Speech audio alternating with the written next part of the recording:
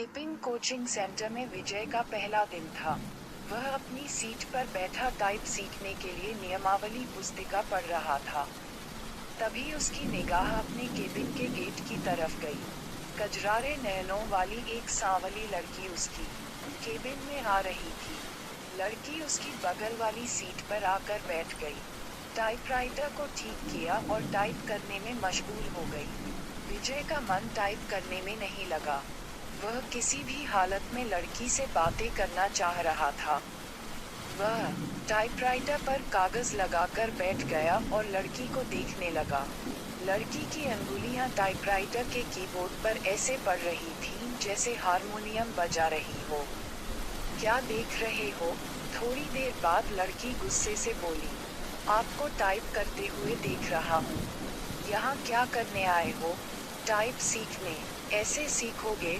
लड़की के स्वर में तल्खी बरकरार थी। मेरा आज पहला दिन है, इसलिए मेरी समझ में कुछ नहीं आ रहा है।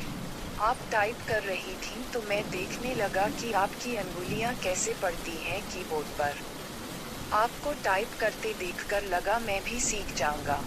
यदि इसी तरह मुझे ही देखते रहे तो आपकी यह मनोकामना कभी पूरी नहीं होगी। लड़की फिर टाइप करने में जुट गई। विजय भी कीबोर्ड देखकर टाइप करने लगा। टाइप करने में उसका मन नहीं लग रहा था। वे बेचैनी सी महसूस कर रहा था। 10 मिनट बाद ही उसने टाइपराइटर का रिबन फंसा दिया। रिबन तो फंसेगा ही जब ध्यान कहीं और होगा। लड़की उसके टाइपराइटर को थोड़ा अपनी ओर खींचकर रिबन ठीक करने लगी। इसी बीच रिबन नीचे गिर गया। वह उसे उठाने के लिए झुकी तो उसके गले से चुन्नी गिर गई। रिबन उठाने के लिए विजय भी झुका था। उसकी निगाह अकस्मात ही लड़की के उरोजों पर चली गई। वह सकपका गया। लो, ठीक हो गया, लड़की ने कहा। तब उसकी चेतना लौटी। लड़की फिर टाइप करने में लग गई, लेकिन विजय का मन टाइप में नहीं लगा। वह लड़की से बात करने की ताक में ही लगा रहा। मन नहीं लग रहा है? अचानक लड़की ने उससे पूछा तो बाँछें खिल गई।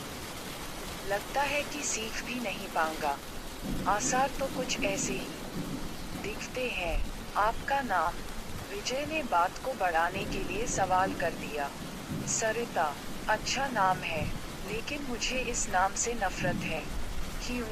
कोई एक कारण हो तो बताएं। ये कहते हुए सरिता अपनी सीट से उठी और बस कंधे पर टांगते हुए केबिन से बाहर निकल गई। विजय उसे जाते हुए देखता रहा। उसके जाने के बाद उसने टाइपराइटर पर डाली। टाइपराइटर उसे उदास लगा और दुनिया बदल गई। इसी दिन से विजय हवा में उड़ने लगा। रातों को छत पर घूमने लगा, तारे गिनता और उनसे बातें करता। चांदनी रात में बैठकर कविताएं लिखता। गर्मी की धूप उसे गुनगुनी लगने लगी। दुनिया गुलाबी हो गई तो जिंदगी गुलाब का फूल। आंखों से नींद गायब हो गई। वह ख्यालों ही ख्यालों में पैदल ही कई किलोमीटर घूम आता। अपनी इस स्थिति के बारे में उसने अपने एक दोस्त को बताया तो उसने कहा, गुरु तुम्हें प्यार हो गया है। दोस्त की बात सुनकर उसे अच्छा लगा। अगले दिन विजय ने सरिता से कहा कि आप पर एक कविता लिखी है, चाहता हूँ कि आप इसे पढ़ें। ये भी खूब रही। जान न पहचान, तू मेरा मेहमान। कितना जानते हैं आप मुझे? जो भी जानता हूँ उसी आधार पर लिखा हूँ। सरिता उसकी लिखी कविता पढ़ने लगी। सरिता।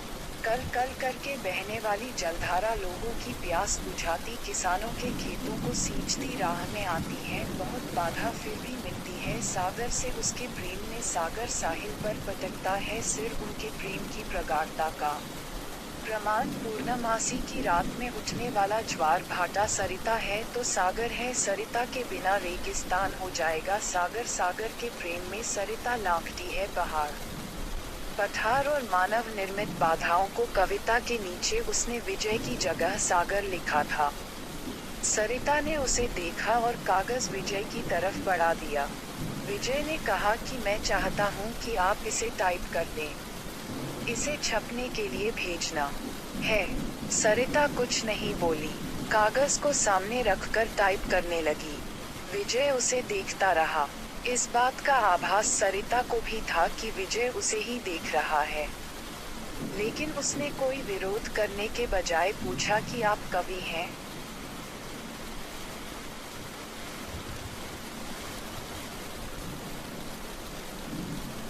की कोशिश कर रहा हूँ। कवि भगोड़े होते हैं, सरिता ने उसकी ओर देखते हुए कहा।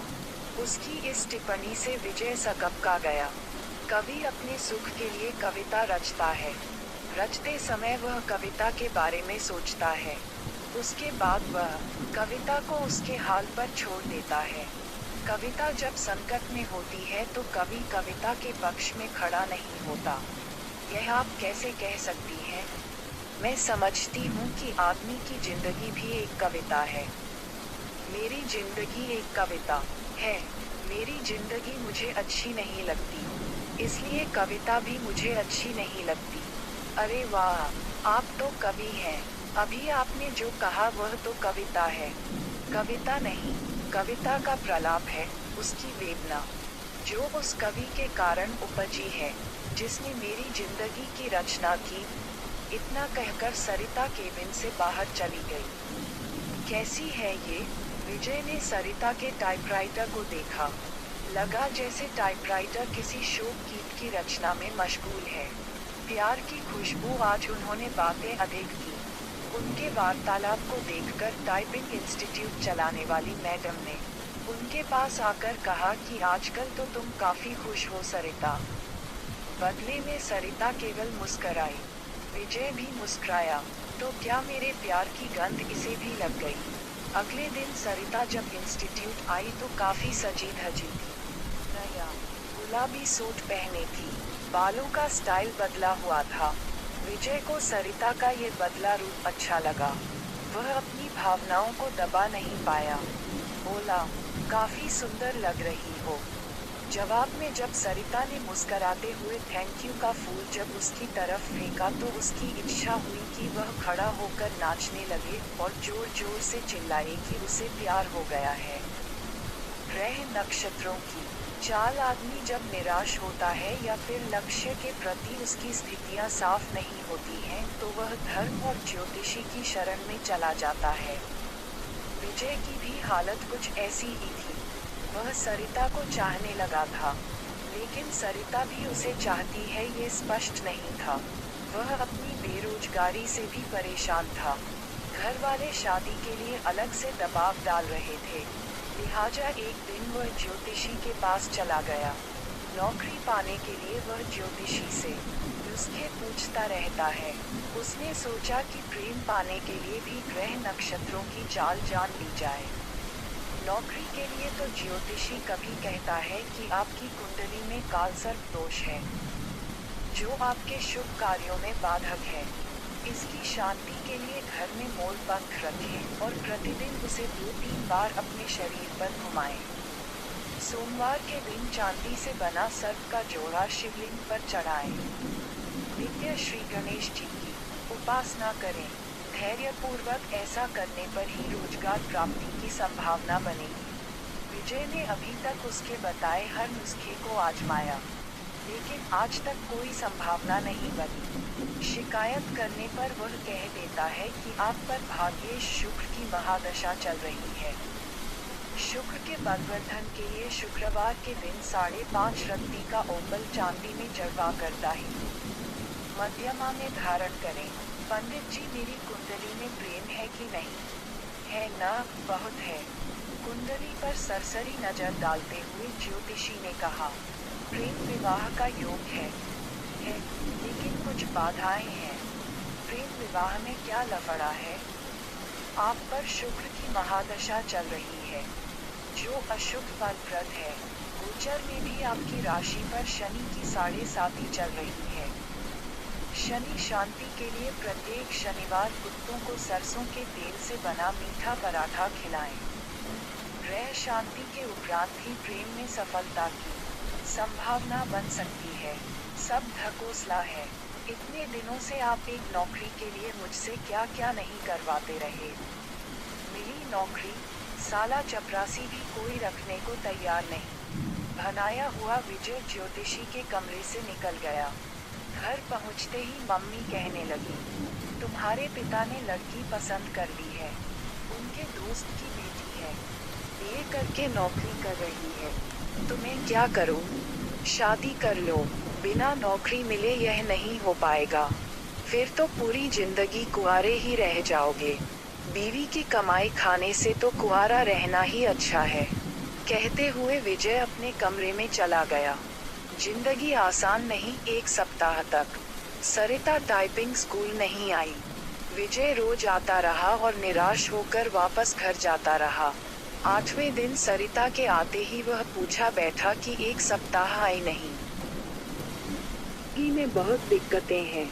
कहते हुए सरिता अपनी सीट पर बैठ गई। क्या हो गया? मेरी बहन जो बीए कर रही है किसी लड़के के साथ चली गई। दोनों बिना शादी के ही एक साथ रह रहे हैं। ऐसा क्यों किया? उसका कहना है कि यदि वह ऐसा न करती तो उसकी शादी ही नहीं हो पाती।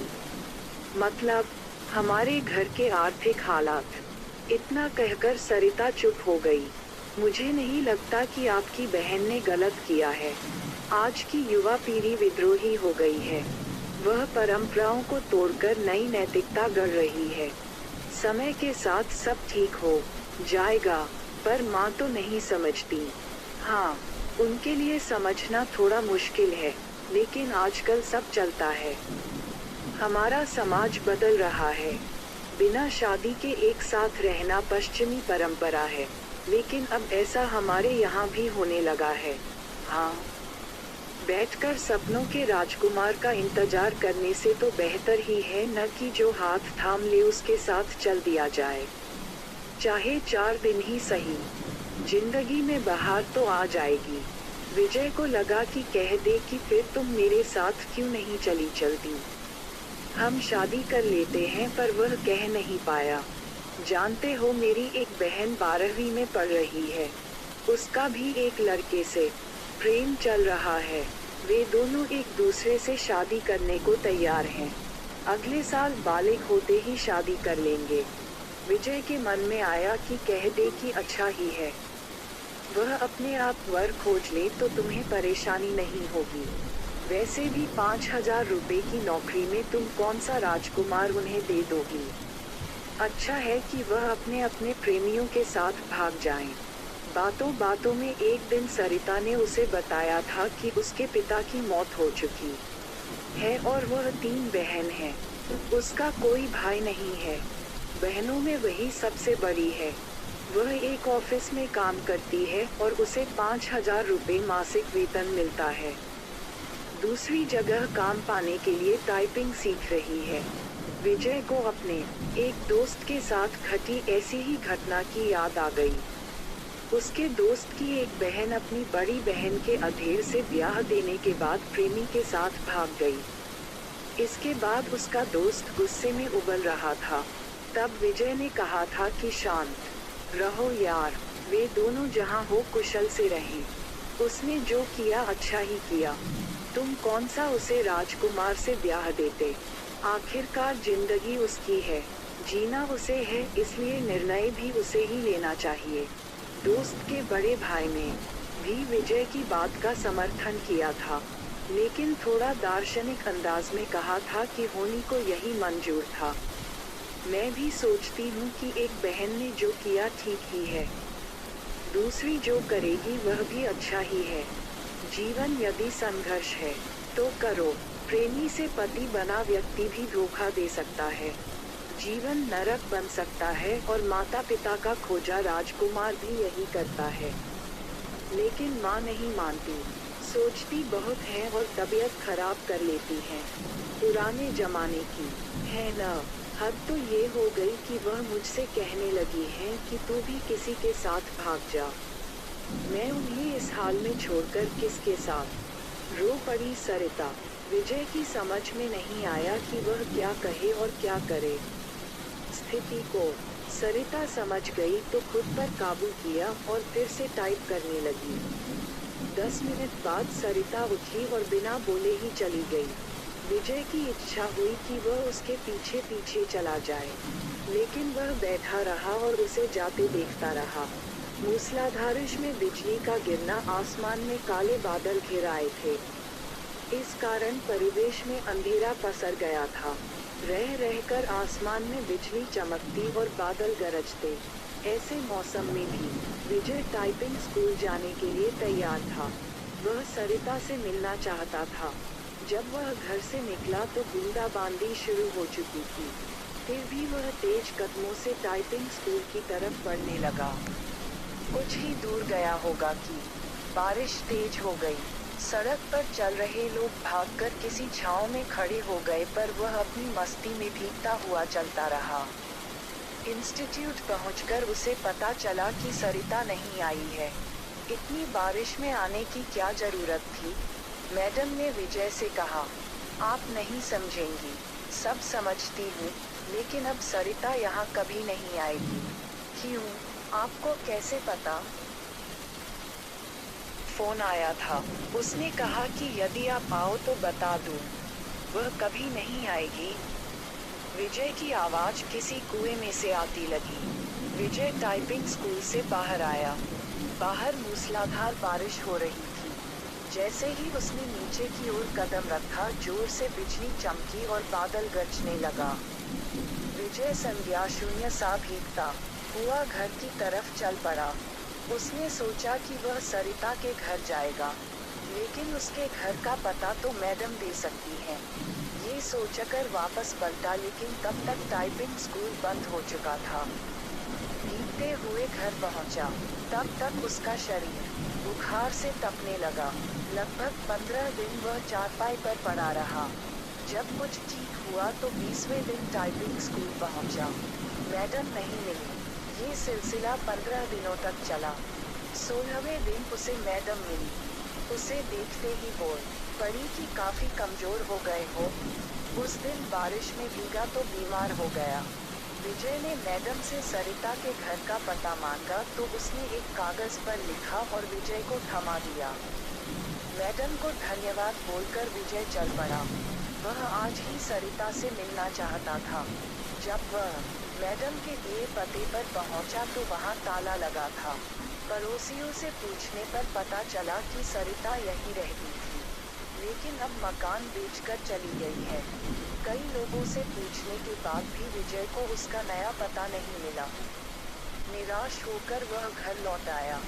सरिता के इस व्यवहार से उसे काफी धक्का लगा। उसे कुछ समझ नहीं आ रहा था कि सरिता ने ऐसा क्यों किया। वह सरिता की याद में कविताएं लिखने लगा। एक दिन उसने एक सपना देखा और उसके भावों को कविता के रूप में कागज पर लिखा।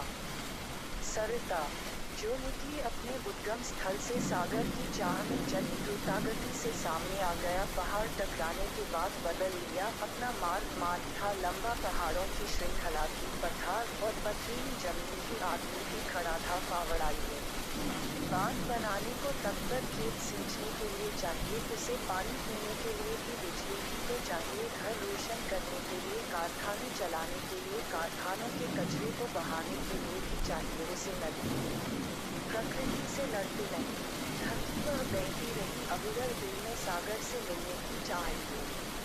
भारी पड़ा प्यार अवरोधों पर पहुंच गई वह साहिल पर, लेकिन मानव ने बना बांध रोक दी उसकी धारा। कारखानों की गंदी धूल सड़ा दिया उसकी आत्मा को। अपने आंसुओं से धोती रहे वह अपना बदन निर्मलता से मिलना चाहती थी। सागर से विकास उन्मादी मानव ने रौंद दिया उसकी आत्मा तो जिंदा लाश हो गई। वह उसके लिए तड़पता है सागर, साहिल पर बदलता है अपनी सिर को उसने तो दम तोड़ दिया। मानव के विकास में सागर भेजता है बादलों को उसे पुनर्जीवित करने के लिए। वह जानता है कि वफा नहीं है, वह सच्चा है, उसका प्यार कैद है। वह मानव के विकास में बरसते हैं बादल, विपत्ति है नदी मानव को दिखाती है अपना विकराल